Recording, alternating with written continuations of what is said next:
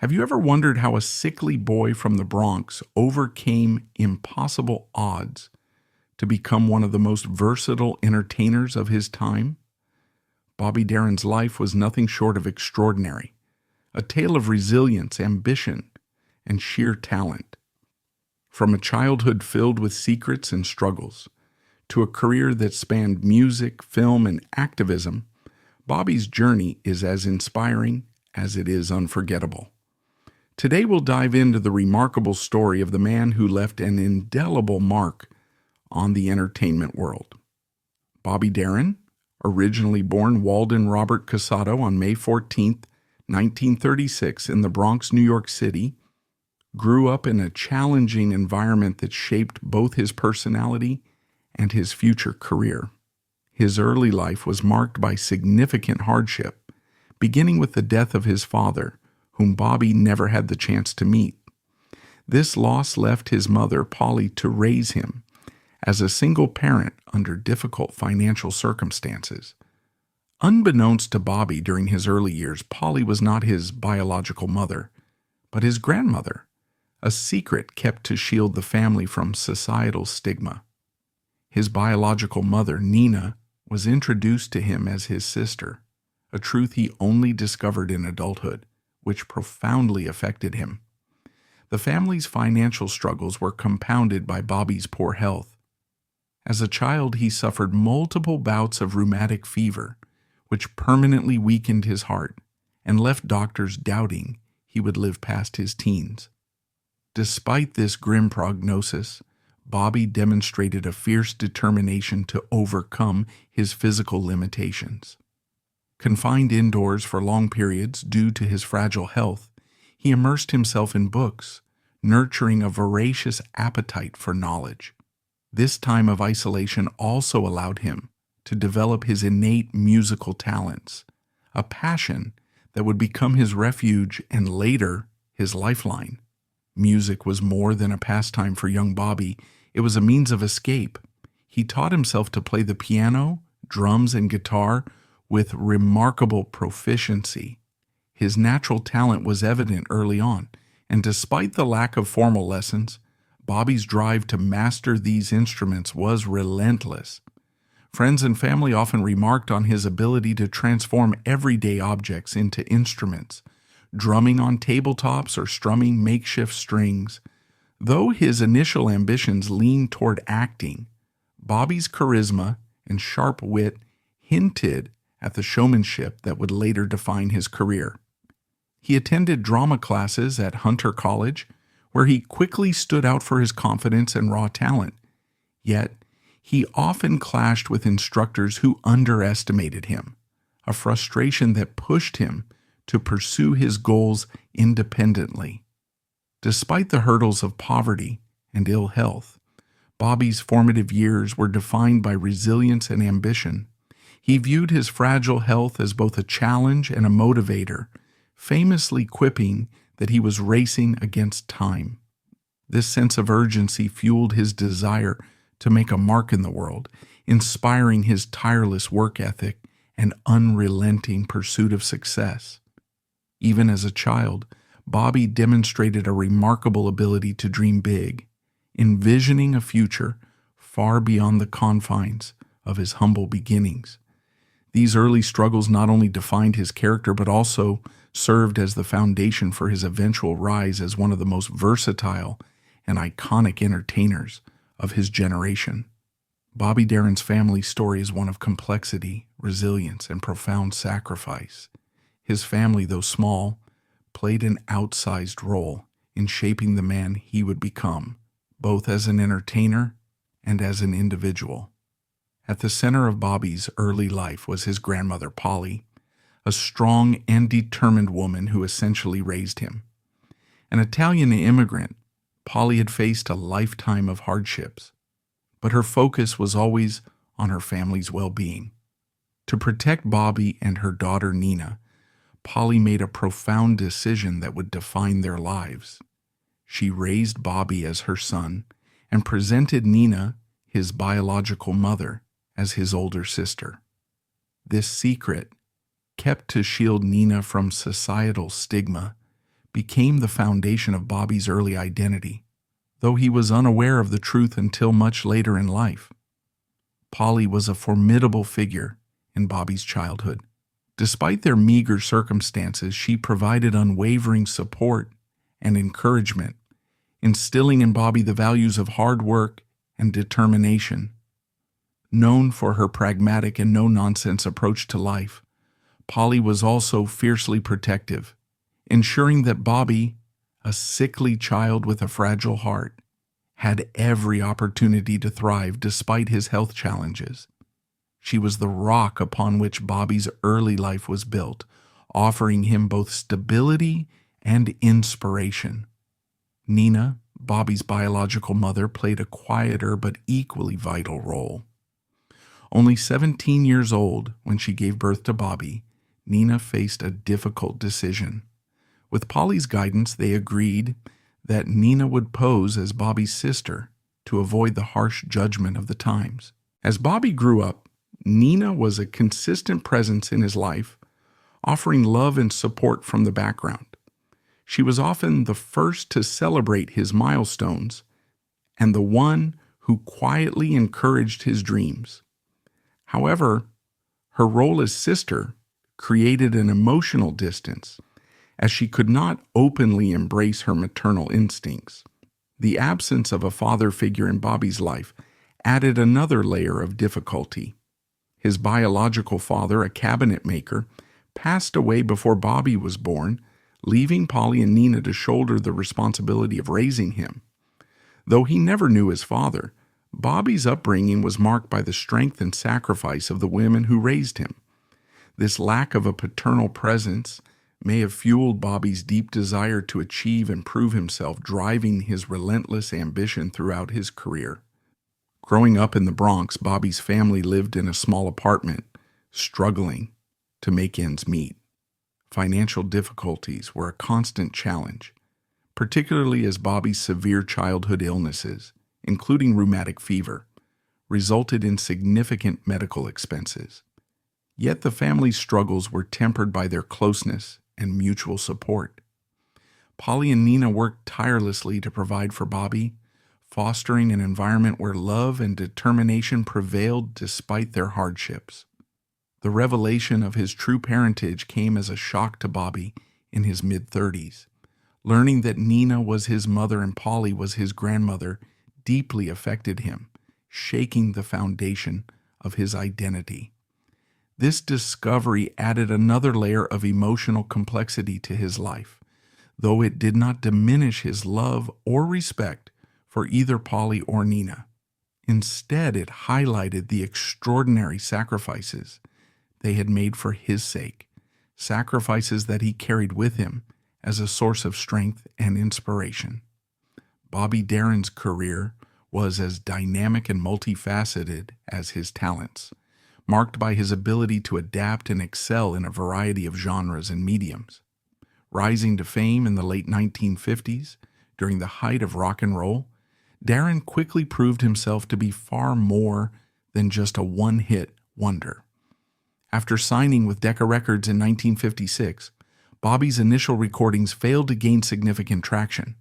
Undeterred, he joined Atlantic Records and released Splish Splash in 1958, a self-written novelty rock song that catapulted him to stardom. The song was an instant hit, selling over 1 million copies and reaching the top 10 on the Billboard charts.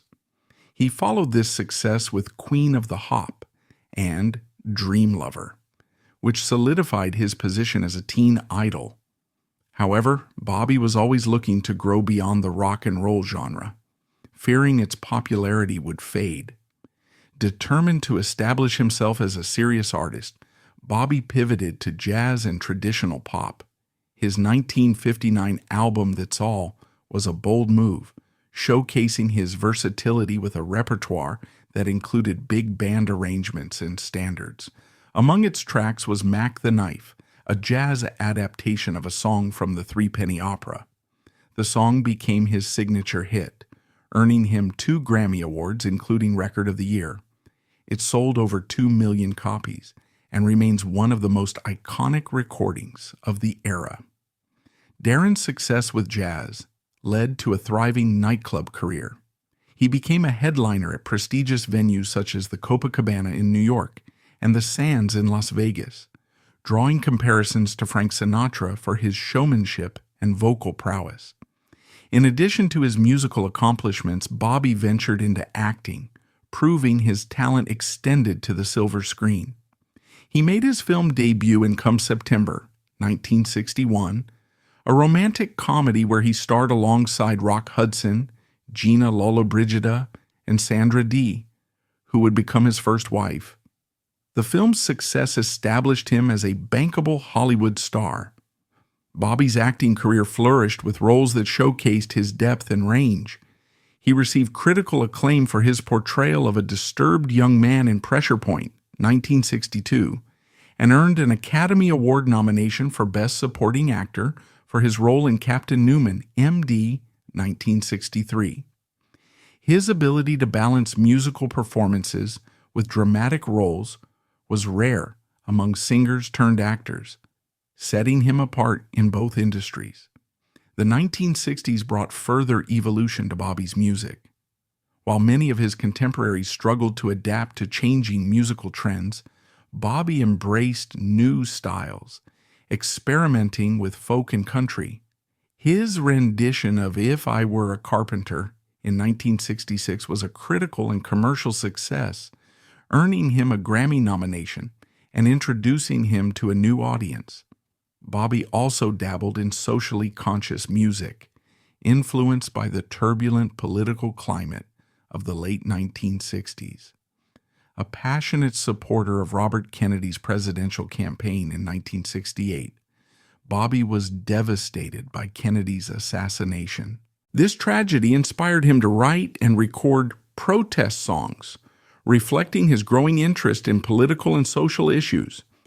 He founded his own label, Direction Records, where he released albums like Born Walden Robert Casado, 1968, which showcased his shift to introspective and socially aware music.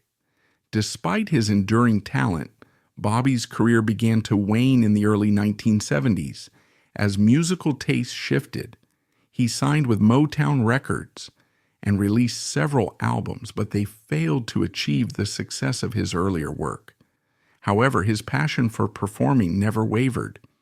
In 1973, he hosted The Bobby Darin Show, a short-lived television variety series that featured musical performances and comedy sketches.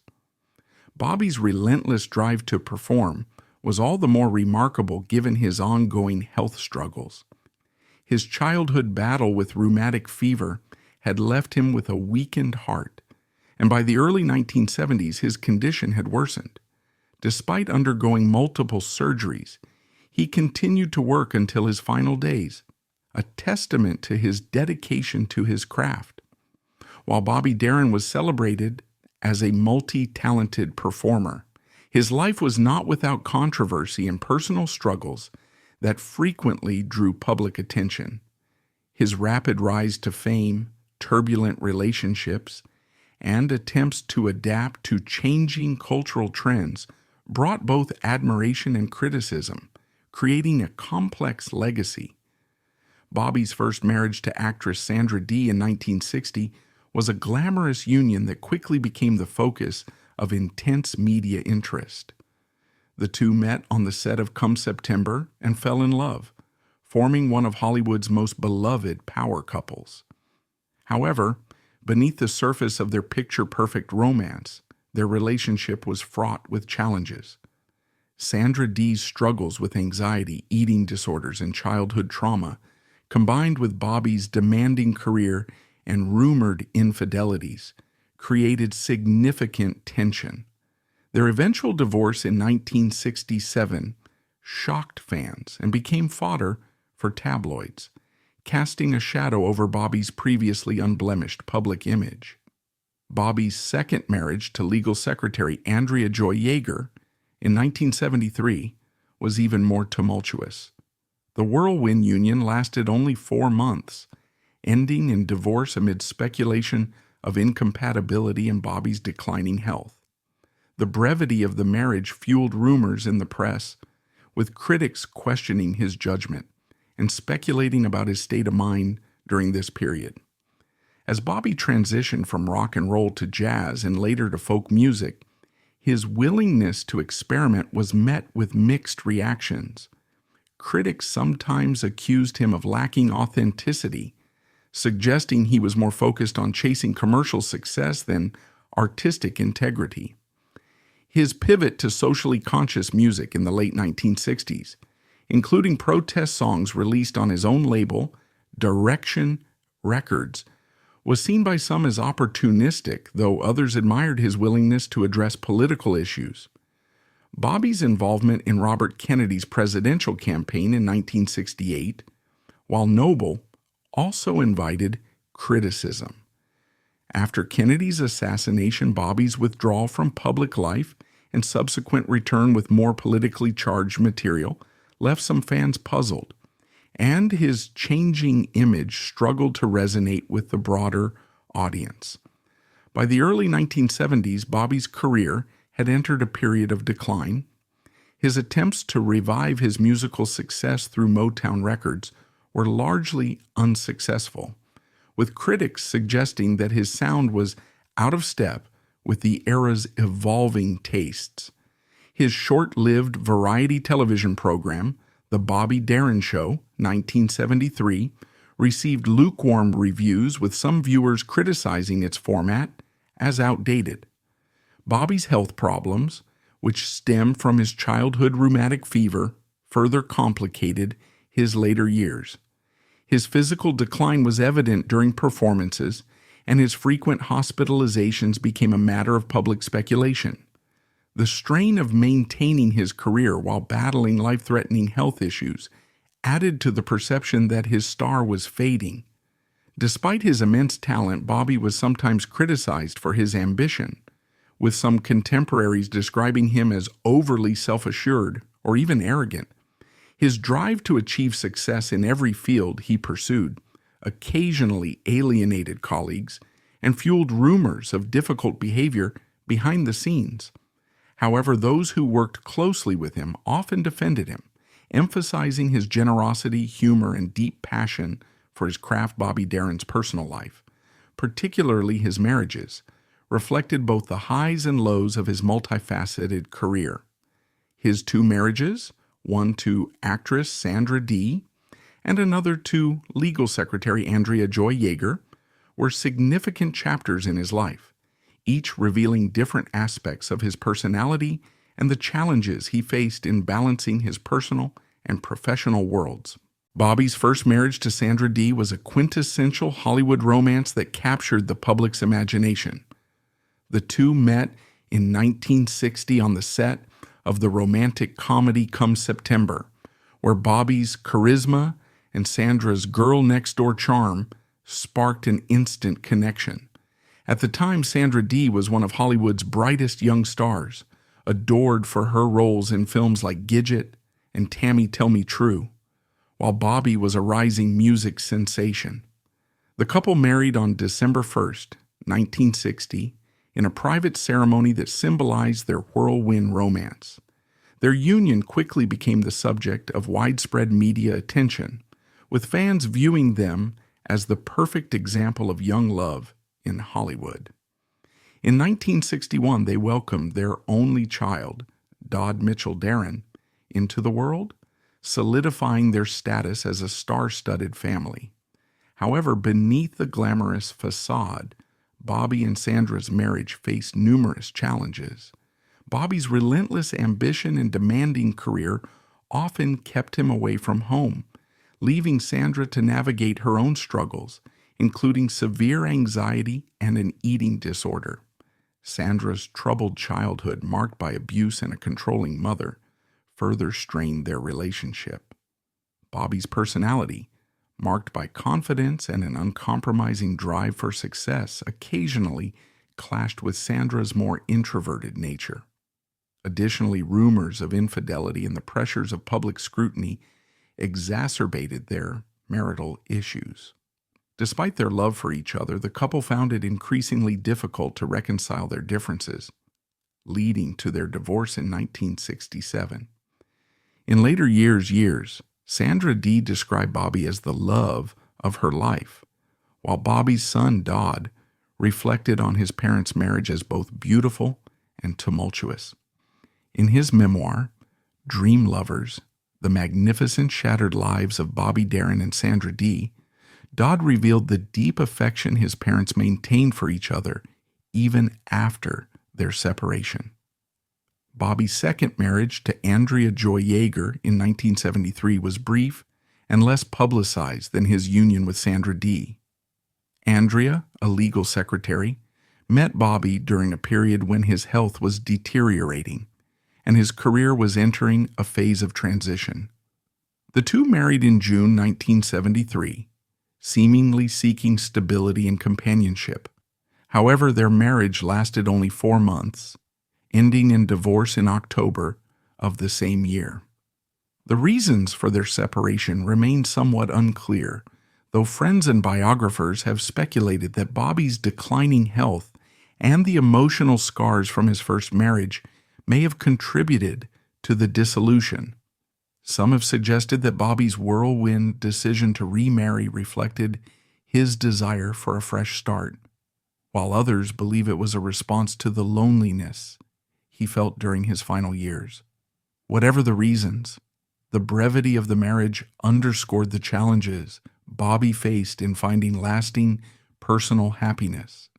Bobby Darin's career was marked by a series of influential professional relationships that shaped his path as an entertainer. Early in his career, Bobby worked with major record labels, beginning with Decca Records in 1956. Although his initial releases with Decca failed to gain traction, the experience provided him with valuable insights into the music industry. It was his signing with Atlantic Records under its subsidiary label Atco that marked a turning point. Atco allowed Bobby greater creative freedom, enabling him to write and perform hits like Splish Splash and Dream Lover. His collaborations with producers like Amit and Nesuhi Erdogan, co-founders of Atlantic Records, were instrumental in refining his sound and establishing him as a versatile artist. Bobby also developed strong working relationships with songwriters and musicians who contributed to his success. For instance, his work with pianist and arranger Richard Wess on That's All, 1959, resulted in the iconic arrangement of Mac the Knife, which won Bobby 2 Grammy Awards. These partnerships reflected his ability to bring out the best in those he worked with, earning him respect within the industry. Later in his career, Bobby signed with Motown Records in the early 1970s, a bold move given the label's focus on soul and R&B. Although his releases with Motown didn't achieve the commercial success of his earlier work, the collaboration showcased his willingness to explore new genres and adapt to changing musical landscapes.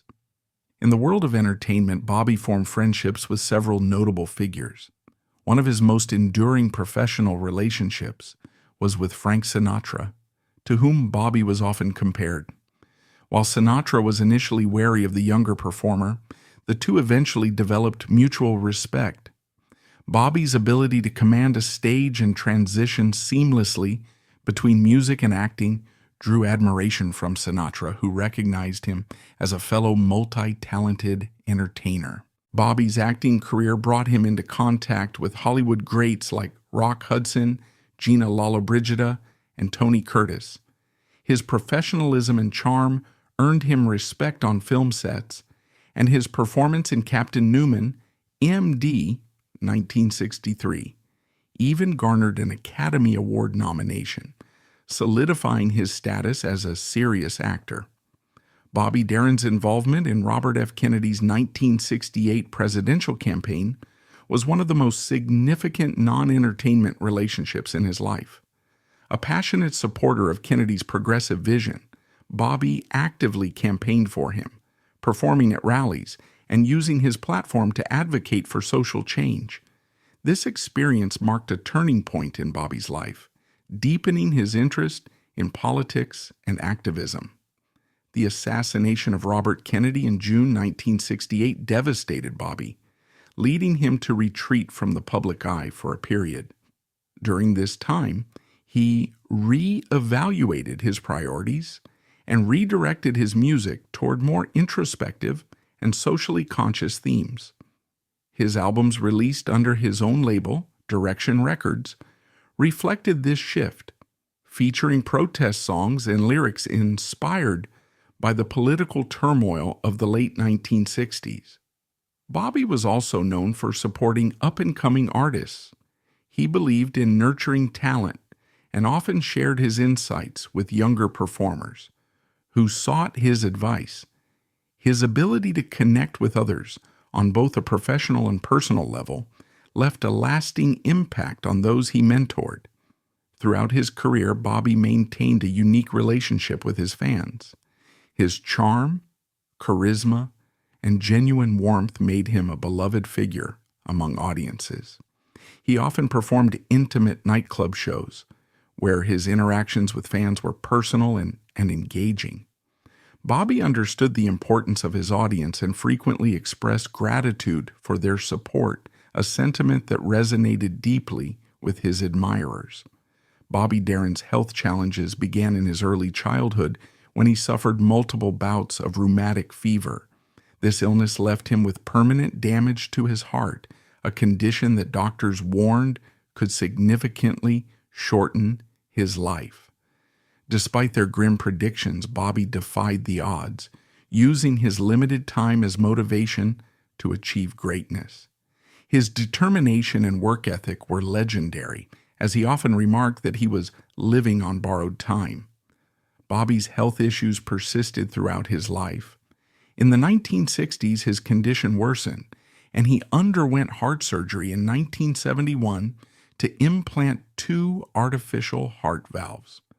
Although the surgery was successful, it did not fully restore his health, and he continued to experience fatigue and other complications.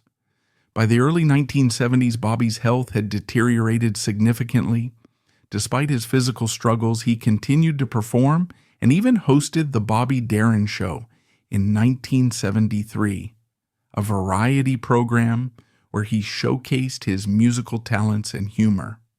Friends and colleagues noted that Bobby often seemed visibly tired during this period, but his passion for entertaining remained undiminished. Bobby's personal life also faced upheaval during this time. His brief second marriage to Andrea Joy Yeager ended in divorce, and his emotional state was affected by the loss of close friends, including Robert F. Kennedy. These factors, combined with his declining health, created a challenging and tumultuous period in his life. In December 1973, Bobby was admitted to Cedars of Lebanon Hospital in Los Angeles for a second heart surgery to repair his damaged artificial valves. Despite the risks involved, Bobby remained optimistic, telling friends and family that he hoped the procedure would give him a new lease on life. However, the surgery proved to be more complicated than expected. On December 20th, 1973, Bobby Darin tragically died on the operating table due to complications during the procedure. He was only 37 years old. His untimely death shocked the world and left fans and colleagues mourning the loss of an extraordinary talent. Bobby Darin's death marked the end of a career that spanned music, film, and television, but his legacy endured. Known for his ability to reinvent himself and master multiple genres, Bobby left behind a rich catalog of work that continues to inspire generations of artists. Songs like Mac the Knife and Beyond the Sea remain classics, while his acting performances in films like Captain Newman, M.D. are remembered for their depth and nuance. Following his death, tributes poured in from across the entertainment industry. Friends, fans, and collaborators celebrated his talent, work ethic, and generosity. His son, Darin, later wrote a memoir, Dream Lovers, The Magnificent Shattered Lives of Bobby Darin and Sandra Dee, which offered a heartfelt glimpse into Bobby's life and legacy. Bobby Darin was posthumously inducted into the Rock and Roll Hall of Fame in 1990 and the Songwriters Hall of Fame in 1999. These honors solidified his status as one of the most versatile and influential entertainers of his era. His life story has also been the subject of documentaries, biographies, and the 2004 biopic Beyond the Sea, in which Kevin Spacey portrayed him. Despite his premature passing, Bobby's enduring influence on music and entertainment serves as a testament to his talent and determination. His ability to achieve so much in such a short time continues to inspire admiration and respect, ensuring that his name remains synonymous with excellence and versatility in the arts. Bobby Darin's life was a whirlwind, a race against time fueled by passion and determination. Despite his untimely death at just 37, his music, his performances, and his legacy continue to inspire generations. From classics like Mac the Knife to his heartfelt activism, Bobby Darin proved that a short life could still be a monumental one. If his story moved you, don't forget to like, subscribe, and share your thoughts in the comments. Let's keep the memory of this legendary artist alive